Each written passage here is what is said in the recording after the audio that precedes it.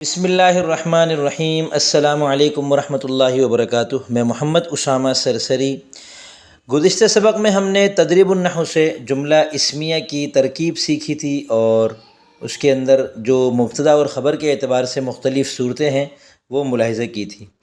اب جملہ فعلیہ کو دیکھتے ہیں۔ جملہ فعلیہ جو کہ فعل اور فاعل سے مل کر بنتا ہے۔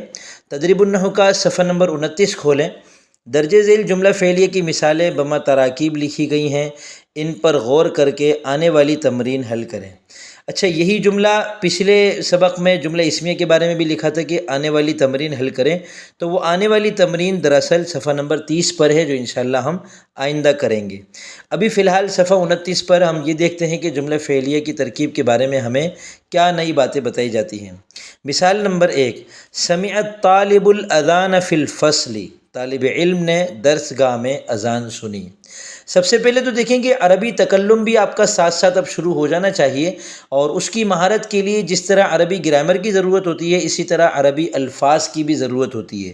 تو اب اس جملے میں آپ نے سمع سنا، سمع کا مطلب بھی سنا ہے، آپ نے سنا سمع، اور الطالب طالب علم کو کہتے ہیں، الاذان اذان کو کہتے ہیں، فی کا مطلب ہے میں، یہ تو چلو الفاظ آپ کے سامنے پہلے سے ہوں گے۔ الفصل کا مطلب ہے درس گاہ، فصل موسم کو بھی کہتے ہیں اور درسگاہ کو بھی کہتے ہیں۔ تو یہ ایک جس طریقے سے جیسے جیسے یہ مثالیں آپ کے سامنے آتی جائیں ویسے ویسے آپ ان الفاظ کو ذہن نشین کرتے چلے جائیں۔ اب یہاں ترکیب کیسے ہوگی اس کی؟ سمع فعل ماضی ہے، الطالب مفرد منصرف صحیح مرفوع ضمہ لفظی کے ساتھ فاعل۔ اچھا، ہم یہ کر رہے تھے کہ یہ جو اتنی لمبی چوڑی ترکیب ہے جو کہ ہم کو اور زیادہ الجھن میں ڈال دیتی ہے، اس سے پہلے ہم کتاب کو دیکھے بغیر صرف جملے کو دیکھیں۔ میں آپ کو پہلے مختصر ترکیب سناتا ہوں۔ سمع الطالب الاذان فی الفصل، طالب علم نے درس گاہ میں اذان سنی۔ سمع فعل ہے، الطالب اس کا فاعل ہے، الاذان مفعول بہ ہے، فی حرف جر ہے، الفصل مجرور ہے، جار مجرور مل کر سمع کا متعلق ہے، فعل اپنے فاعل مفعول بہ اور متعلق سے مل کر جملہ فعلیہ خبریہ ہوا۔ ترکیب اس طرح کرتے ہیں، لیکن یہاں جو نیچے اور اضافی چیزیں دی ہیں وہ صرف ہماری مزید مشق کروانے کے لیے دی گئی ہیں کہ سمع کو فعل کے بجائے پورا فعل ماضی بتایا گیا ہے، ٹھیک ہے نا۔ مزید مشق کرنے کے لیے آپ اس کو یوں بھی کہہ سکتے ہیں، واحد مذکر غائب، فعل ماضی مطلق مثبت معروف، باب سمع یسمع، ہفت اقسام صحیح۔ تو یہ تو ہوتی ہے صرفی تحقیق۔ نحوی تحقیق میں صرف ترکیب ہوتی ہے، تو سمع فعل کہنا بھی کافی تھا، فعل ماضی انہوں نے کہا یہ ایک اضافی طور پر سمجھانے کے لیے۔ الطالب مفرد منصرف صحیح ہے، یعنی اسم متمکن کی 14 قسموں میں سے پہلی قسم ہے، اور مرفوع ہے الطالب کیونکہ اس کی حالت رفع ضمے کے ساتھ آتی ہے، اور آگے وہ لکھا ہوا بھی ہے کہ ضمہ لفظی کے ساتھ، کیونکہ مفرد منصرف صحیح کی حالت رفع ضمہ لفظی کے ساتھ ہی آتی ہے، اور یہ فاعل ہے، ٹھیک ہے۔ الاذان مفرد منصرف صحیح منصوب فتح لفظی کے ساتھ مفعول بہ، فی حرف جر، الفصل مفرد منصرف صحیح مجرور کسرہ لفظی کے ساتھ مجرور، دو مرتبہ مجرور لکھ دیا انہوں نے، تو خیر کوئی بات نہیں۔ جار اپنے مجرور سے مل کر متعلق ہوا سمع فعل کے، اور سمع فعل اپنے فاعل مفعول بہ اور متعلق سے مل کر جملہ فعلیہ خبریہ ہوا۔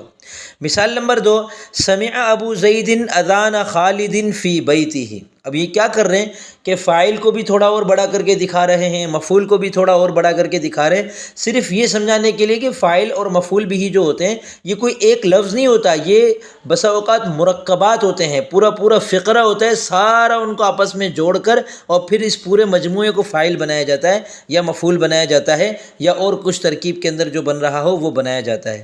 تو اب اس جملے میں انہوں نے فاعل ابو زیدن کو بھی مرکب کر دیا، اور اذان خالدن مفعول بھی ہے، یہ بھی مرکب ہے، اور فی کا جو مجرور ہے الفصلی تھا پہلے، یہاں بیت ہی ہے، یہ بھی مرکب ہے۔ اس کا ترجمہ کیا ہے؟ زید کے والد نے خالد کی اذان اپنے گھر میں سنی۔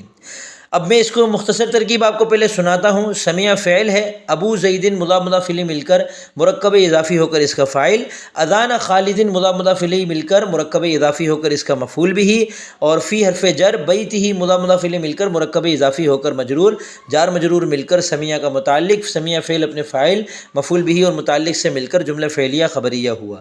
اب یہاں دیکھیں کیا لکھا ہے، سمع فعل ماضی، ابو مضاف، زیدن مضاف الیہ، مضاف اپنے مضاف الیہ سے مل کر فاعل ہوا، سمع فعل کے لیے، اذان مضاف، خالد مضاف الیہ، مضاف اپنے مضاف الیہ سے مل کر مفعول بہ ہوا سمع فعل کے لیے، فی حرف جر بیتہ مضاف مضاف الیہ مل کر مجرور ہوا فی حرف جر کے لیے، جار اپنے مجرور سے مل کر متعلق ہوا سمع فعل کے ساتھ، فعل اپنے فاعل مفعول بہ اور متعلق سے مل کر جملہ فعلیہ خبریہ ہوا۔ تو خیر میں نے آپ کے سامنے جو مختصر ترکیب کی تھی تو یہ وہی والی انہوں نے کر دی ہے۔ انہوں نے اس کے اندر یہ نہیں بتایا کہ یہ اسم متمکن کی 16 قسم میں سے کون سی ہے، مرفوع منصوب مجرور میں سے کیا ہے، اور جو مرفوع ہے تو مرفوع ضمہ لفظی کے ساتھ ہے یا کسی اور کے ساتھ، اس کی وضاحت انہوں نے نہیں کی۔